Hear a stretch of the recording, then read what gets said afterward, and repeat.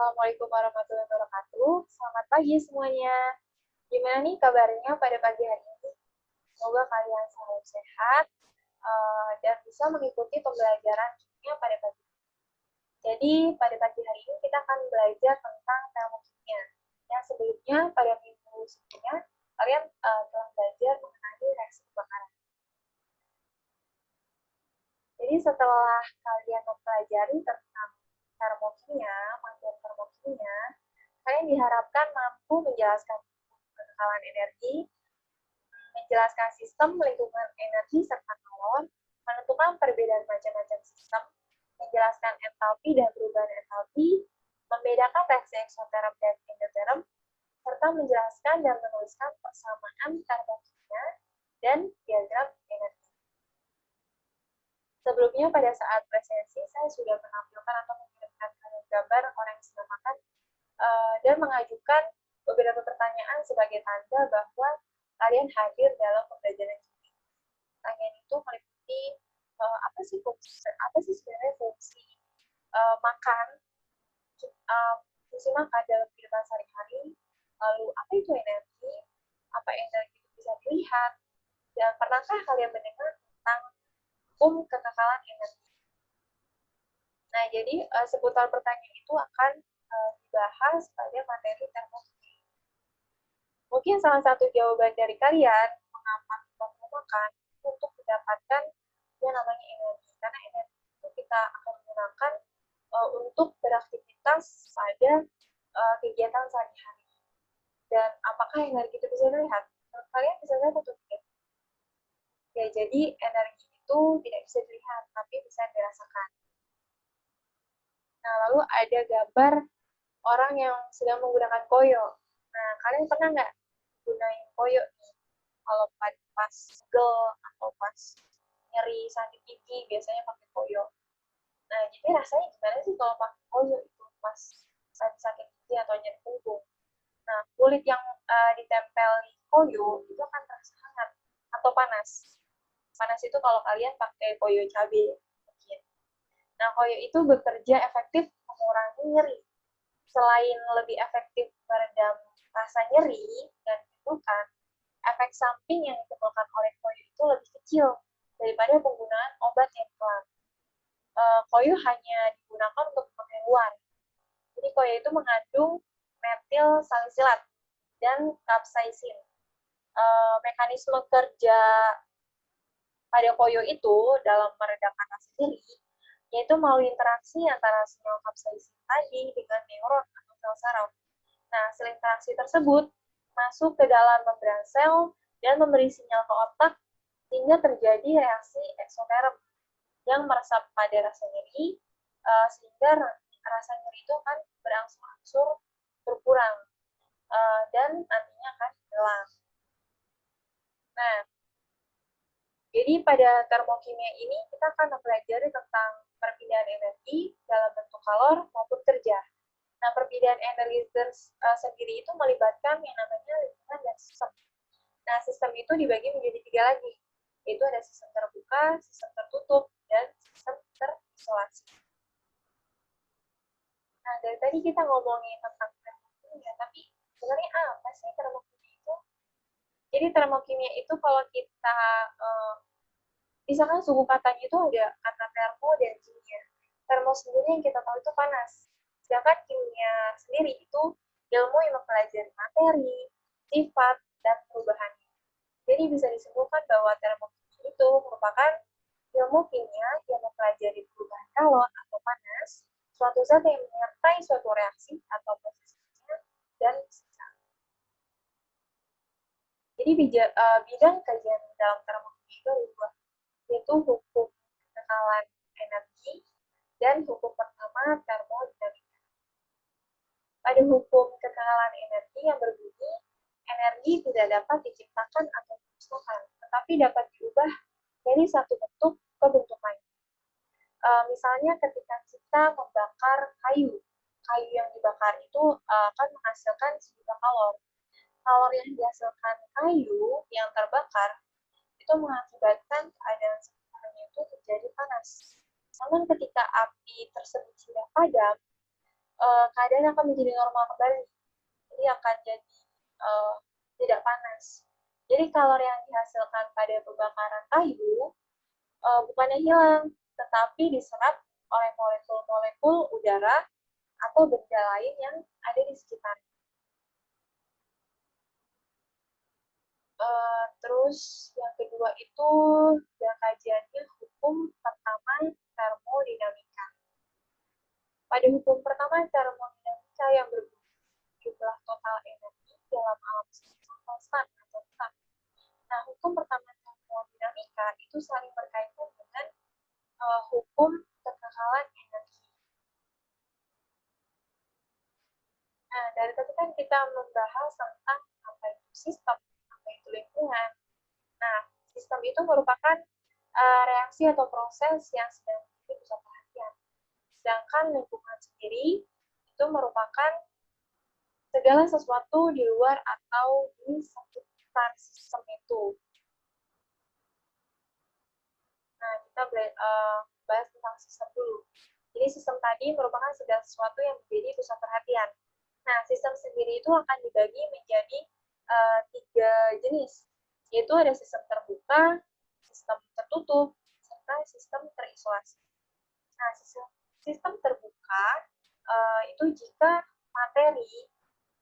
pada sistem tersebut terjadi perpindahan energi dan pertukaran materi.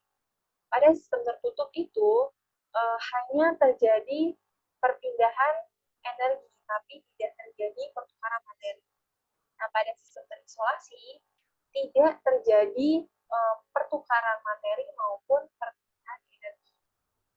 Nah, ketiga sistem tersebut digambarkan pada gambar gelas kimia, lalu ada gelas air yang ditutupi oleh gambus, terus ada termos. Nah, gelas kimia itu gelas kimia digambarkan sebagai sistem terbuka karena terjadi perpindahan energi serta pertukaran materi. Pada Erlenmeyer itu menggambarkan sistem tertutup. Nah, pada sistem tertutup itu hanya terjadi perpindahan energi, tetapi tidak terjadi pertukaran materi. Nah, pada gambar termos itu menggambarkan sistem terisolasi yang tidak terjadi perpindahan energi maupun pertukaran materi. Ini ada gambar lain untuk menjelaskan ketiga sistem itu. Nah, tadi kan kita sudah tahu sistem itu apa. Sekarang lingkungan itu merupakan hal-hal di luar sistem yang membatasi sistem dan tentunya dapat mempengaruhi sistem. Nah, kita langsung masuk contoh aja sih ya tentang sistem dan lingkungan itu. Contohnya itu seperti campuran larutan NaOH dan HCl. Jadi di sini kita bisa menentukan sistemnya itu apa, lingkungan itu apa. Jadi sistem pada campuran larutan NaOH dan HCl ini adalah larutan NaOH itu sendiri dan larutan HCl. Nah, sedangkan lingkungannya merupakan gelas kimianya, lalu suhunya, suhu yang ada di sekitar, serta tekanannya. Nah, contoh lagi ada segelas air. Nah, berarti sistemnya itu merupakan airnya kan. Terus kalau lingkungan itu gelasnya, serta suhu di sekitar, dan tekanannya. Nah, latihan soal. Jika sepotong pita magnesium kita masukkan ke dalam larutan asam klorida, maka pita magnesium akan segera larut atau bereaksi dengan asam klorida tersebut, disertai dengan pembebasan kalori yang menyebabkan gelas kimia tersebut menjadi panas. Coba sebutkan sistem dan lingkungan pada situasi tersebut. Kalian jawab ya nanti. Lalu kita akan belajar tentang entalpi. Jadi entalpi itu disimbolkan dengan huruf besar. Jadi entalpi itu berasal dari kata Yunani yang berarti jumlah energi yang dimiliki sistem pada keadaan tetap. Jadi entalpi itu dirumuskan sebagai jumlah energi yang terkandung dalam sistem atau simbolnya E dan kerja atau simbolnya W. Jadi energi itu bisa maksudnya entalpi itu bisa dicari dari dan juga perubahan energi dan kerja. Lalu nilai energi pada suatu materi itu tidak dapat diukur. Yang dapat diukur itu hanyalah perubahan energinya. Begitupun dengan entalpi. Jadi nilai entalpi itu tidak bisa diukur, tapi yang bisa diukur itu adalah perubahannya, perubahan entalpi yang disimbolkan dengan delta H. Jadi perubahan entalpi sendiri itu didapatkan dari entalpi produk dikurangi dengan entalpi reaktan atau reaksi. Jadi transfer atau pertukaran energi antara sistem dan lingkungan dapat berupa kalor atau semuanya Ki atau kerja. Nah, apa sih perbedaan kalor dan kerja itu? Jadi perbedaan di antara keduanya itu dibahas dalam hukum termodinamika pertama. Itu macam energi itu ada dua. Ada kalor dan kerja. Jadi kalau kalor itu merupakan energi yang berpindah dari satu benda ke benda lain akibat adanya perbedaan suhu. Sedangkan kalau kerja itu merupakan energi yang berpindah dari satu benda ke benda lain selain dalam bentuk kalor, jadi selain karena perbedaan suhu. Tanda untuk kalor dan kerja itu ditetapkan sebagai berikut. Jadi yang pertama itu sistem menerima kalor, maka Ki akan bertanda positif. Yang kedua, sistem yang membebaskan kalor, maka Ki akan bertanda negatif. Yang ketiga, sistem yang melakukan kerja, maka W itu akan bertanda negatif. Yang terakhir itu sistem yang menerima kerja, maka W akan bertanda positif. Nah, lalu energi. Energi itu apa? Kan tadi sudah saya singgung juga ya pas pengisian absensi. Jadi energi itu merupakan kapasitas sistem untuk melakukan kerja. Nah, jadi energi dalam atau simbolnya itu E merupakan total energi kinetik dan energi potensial yang ada di dalam sistem.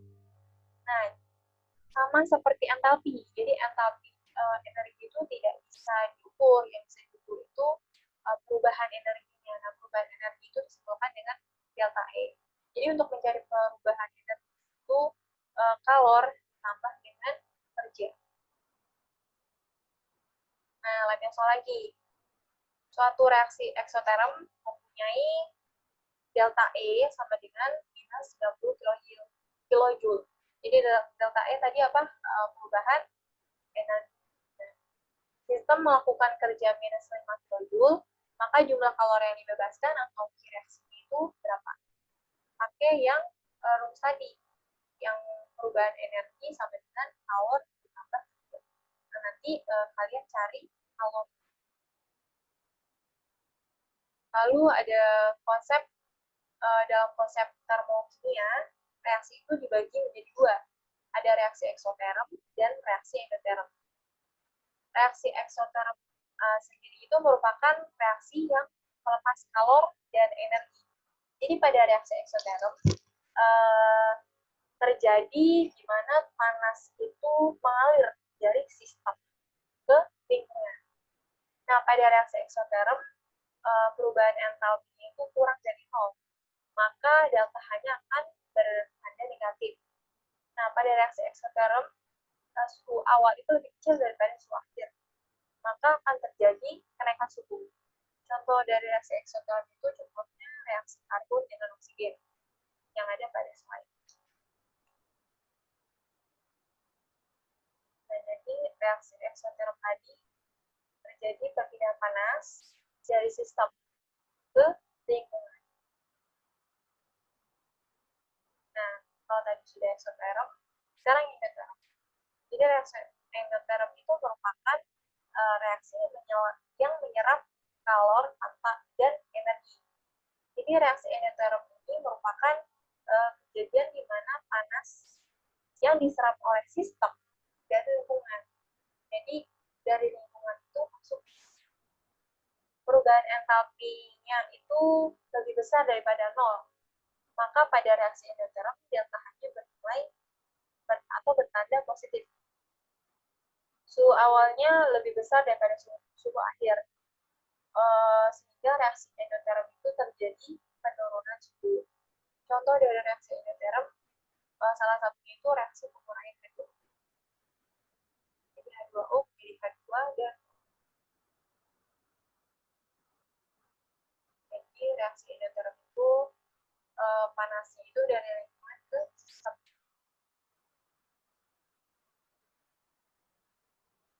Lalu sampai soal lagi. Coba kalian sebutkan masing-masing 2 contoh reaksi eksoterm dan endoterm dalam kehidupan sehari-hari, serta penjelasan singkat mengapa digolongkan eksoterm atau endoterm. Saya kasih contoh misalkan penguapan air. Jadi kalau penguapan air itu kan pertama air dalam bentuk cair, lalu akan diuapkan dalam bentuk gas. Nah, pada penguapan air itu melepaskan kalor. Nah, melepaskan kalor itu berarti tandanya terjadi reaksi eksoterm. Nah, mengapa eksoterm? Karena itu tadi kuncinya, melepaskan kalor. Nah, lalu ada diagram tingkat energi. Nah, ada diagram tingkat energi pada reaksi endoterm dan reaksi eksoterm. Nah, pada reaksi endoterm, diagram tingkat energi itu produknya itu ada di atas, reaktannya dari bawah. Nah, kalau yang eksoterm itu kebalikannya. Jadi kalau pada persamaan reaksi itu kan produknya itu ada di sebelah kanan setelah tanda panah. Nah, itu nanti kalau endoterm, kalau reaksi endoterm, produknya ada di atas. Tapi kalau eksoterm, nanti produknya itu ada di bawah. Saya kasih contoh misalkan ya, pembakaran hidrokarbon yang sudah kita pelajari minggu lalu tentang pembakaran hidrokarbon. Kan berarti produknya itu kan kalau di pembakaran sempurna itu CO2 ditambah H2O. Nah, berarti CO2 ditambah H2O-nya itu ada di atas karena di produknya hasilnya. Nah, reaktannya itu hidrokarbonnya tambah O2. Ada yang soal lagi? Jadi diketahui reaksi berikut 2NH3 menjadi N2 tambah 3H2 dengan perubahan entalpinya sebesar plus 92 kJ. Gambarlah diagram tingkat energi untuk reaksi tersebut. Jadi kalian tuh tentukan dulu, ini merupakan reaksi tersebut itu merupakan reaksi ekso atau endo. Nah, baru nanti tinggal lihat lagi diagram. Nah, ada yang namanya persamaan termokimia. Sebelumnya, kalian juga sudah belajar tentang persamaan reaksi kimia pada kelas 10 ya. Di termokimia juga ada persamaannya. Jadi, pada persamaan termokimia itu merupakan persamaan reaksi yang mengikutsertakan perubahan entalpi. Jadi, perbedaan dari persamaan reaksi itu terletak pada di belakangnya itu nanti ada perubahan entalpinya. Saya kasih contoh, pada pembentukan 1 mol air dari gas hidrogen dengan gas oksigen dibebaskan 286 kJ. Kata dibebaskan itu sendiri itu menyatakan bahwa reaksi itu tergolong eksoterm. Oleh karena itu, delta H-nya itu bakal negatif karena eksoterm. Negatif 286 kJ untuk setiap mol air yang terbentuk. Persamaan termokimianya berarti kan ini itu pembentukan ya reaksi pembentukan. H2, gas H2 ditambah O2 menjadi H2O. Dengan delta H-nya sama dengan minus 286 kJ. Nah, nanti di sini kalian tinggal disetarakan saja koefisiennya. Nah, atau bisa juga kalian kali 2 semua, biar setengah juga ada pecahan. Nah, kalau misalkan dikali 2, itu artinya yang didapatkan itu bukan 1 mol air, tapi 2 mol air. Nanti yang soal lagi. Untuk menguraikan 1 mol amonia menjadi gas nitrogen dan gas hidrogen diperlukan kalor sekitar 46 kJ. Tuliskan persamaan termokimia. Tuliskan seperti contoh yang di atas.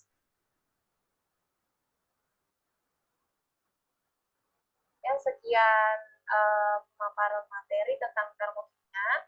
Nanti akan lanjut ke pertemuan selanjutnya tentang termokimia. Jadi pertemuan termokimia itu nggak hanya ini, ada lagi beberapa pertemuan tentang termokimia. Pada pertemuan kali ini, jika ada yang memiliki pertanyaan, tulis pertanyaan di kolom komentar pada Google Classroom. Saya tutup, kurang lebih